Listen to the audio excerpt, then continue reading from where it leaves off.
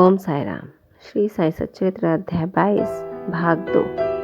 बाबा की सर्प मारने पर सलाह। अब उन लीलाओं में से एक लीला का यहाँ दर्शन करते हैं। भक्तों के संकटों के घटित होने से पूर्व बाबा उपयुक्त अवसर पर किस प्रकार उनकी रक्षा किया करते थे। श्री बाला साहेब मेरिकर जो सरदार काका साहेब के सुपुत्र तथा कोपरगांव के मामलेदार थे, एक बार दौरे पर चितली जा रहे थे। तभी मार्ग में वे साईं बाबा के दर्शनार्थ शिरडी पधारे। उन्होंने मस्जिद में जाकर बाबा की चरण वंदना की और सदैव की भांति स्वास्थ्य तथा अन्य विषयों पर चर्चा की। बाबा ने उन्हें चेतावनी देकर कहा कि जहाँ तुम बैठे हो वहीं द्वारकामाई है। जो उसकी गोद में बैठता है वो अपने बच्चों के समस्त दुखों और कठिनाइयों को दूर कर देती है। ये मस्जिद माई परम दयालु है।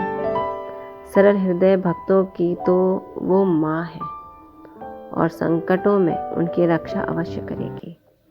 जो उसकी गोद में एक बार बैठता है उसके समस्त कष्ट दूर हो जाते हैं। जो उसकी छत्र छाया में विश्राम करता है उसे आनंद और सुख की प्राप्ति होती है। तदुपरांत बाबा ने उन्हें उदी देकर अपना वरद हस्त उनके मस्तक पर रखकर आशीर्वाद दिया। जब श्री बाला साहब जाने के लिए उठ खड़े हुए तो बाबा बोले कि क्या तुम लंबे बाबा अर्थात सर्प से परिचित हो?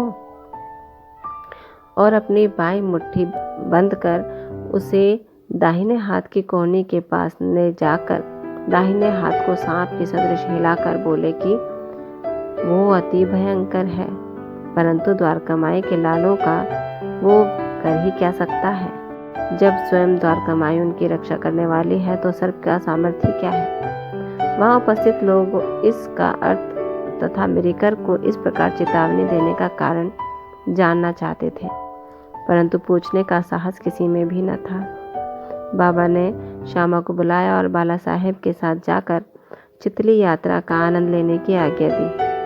तब श्यामा ने जाकर बाबा का आदेश बाला साहेब को सुनाया। वे बोले, मार्ग में असुविधा बहुत है, अतः आपको व्यर्थ ही कष्ट उठाना उचित नहीं है। बाला साहेब ने जो कुछ कहा वो श्यामा ने बाबा को बताया। बाबा बोले कि अच्छा ठीक है, ना जाओ। सदैव उचित अर्थ ग्रहण कर श्रेष्ठ कार्य ही करना चाहिए। जो कुछ होने वाला है वो तो होकर ही रहेगा। बाला साहेब ने पुनः विचार कर श्यामा को अपने साथ चलने के लिए कहा।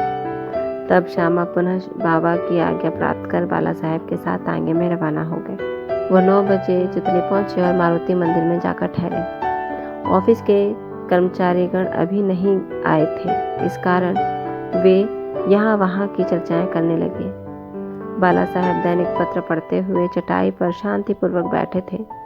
उनकी धोती का ऊपरी सिरा कमर पर पड़ा हुआ था और इसी के एक भाग पर एक सर्प बैठा हुआ था। किसी का भी ध्यान उधर न था।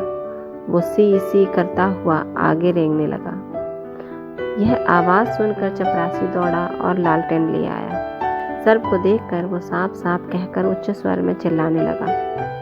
तब बाला साहेब अति भयभीत होकर कांपने लगे। श्यामा को भी आश्चर्य हुआ। तब वे तथा अन्य व्यक्ति वहां से धीरे से हटे और अपने हाथ में लाठियां ले ली। सर्प धीरे धीरे कमर से नीचे उतर आया।